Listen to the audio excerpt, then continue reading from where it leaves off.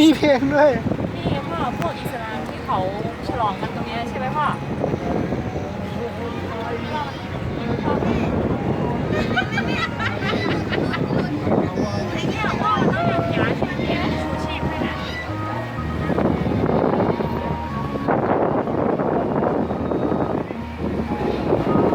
บริษัทเลย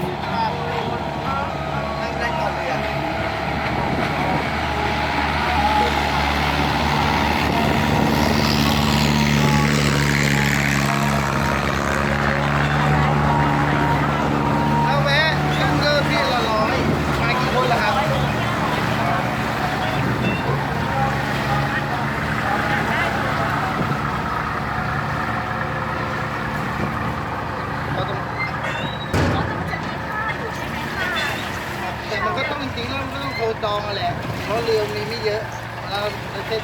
เสาร์อาทิตย์เนี้ยมันก็จะไม่ค่อยมีว่างเลยก็เลยต้องโทรจองก่อนนะรอบก่อนรอบทุกอย่างรอบก่อนเลยเราจะขึ้นวัดกี่วัดแล้วมากี่คนเดี๋ยวต้องถามคนราคาก็ต้องดูคนด้วยอ้าวไม่ได้เหมาเป็นลำเหรอก็เหมานั่นแหละครับก็คือมากี่คน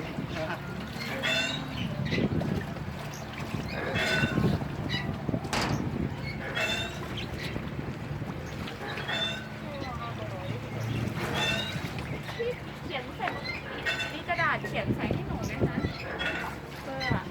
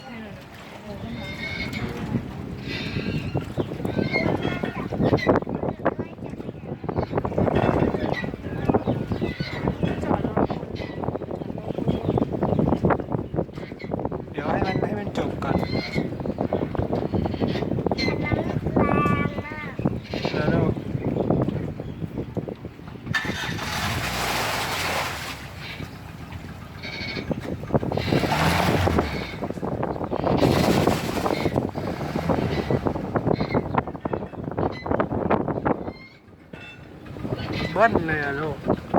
เบิ้ลเลยอะเรือลุงเบิ้ลเลย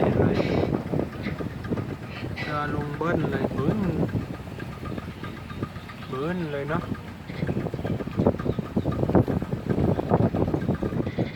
เอาดับอีกแล้วทำไมลุงเบิ้ลนะลูก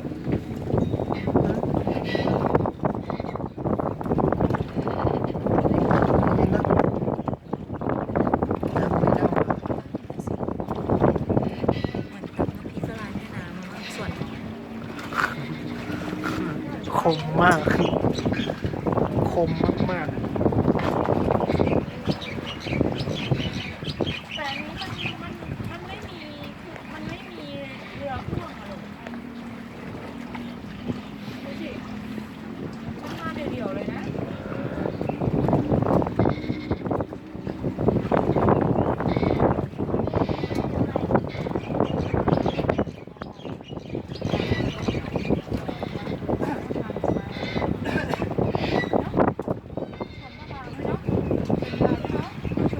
แม่เอาเบอร์พี่ไปนะ พี่อะไรนะคะพี่เอ๋เหรอคะ ครับผม อ๋อพี่เอ๋ใช่ไหม ได้ครับ ได้ค่ะ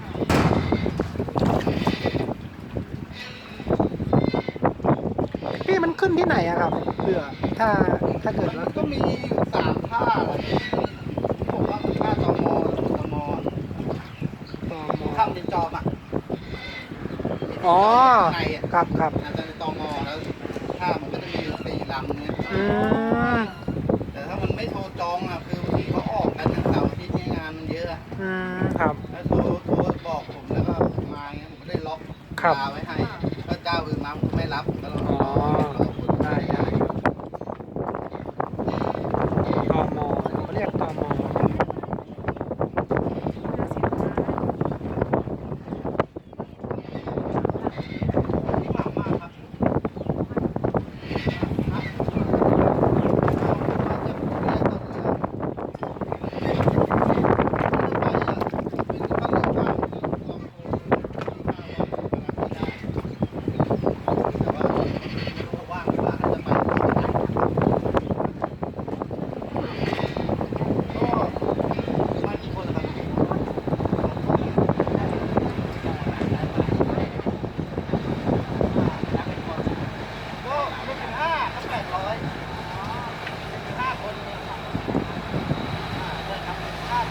จะมาคนเดียวก็800จะมา5 คนก็800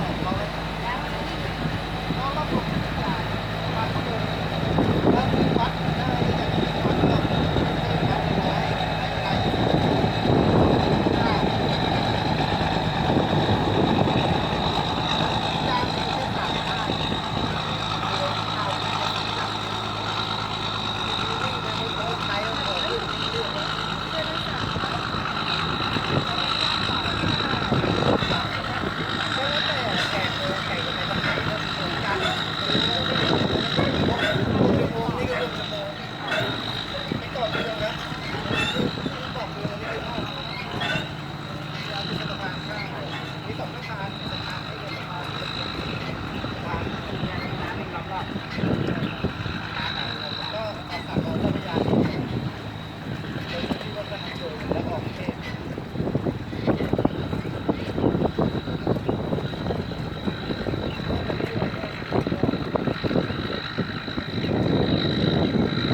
นี่อยู่นี่นะไม่ไหมฝั่งนู้นนะไหมให้ฝั่งนู้นมาอีกไหม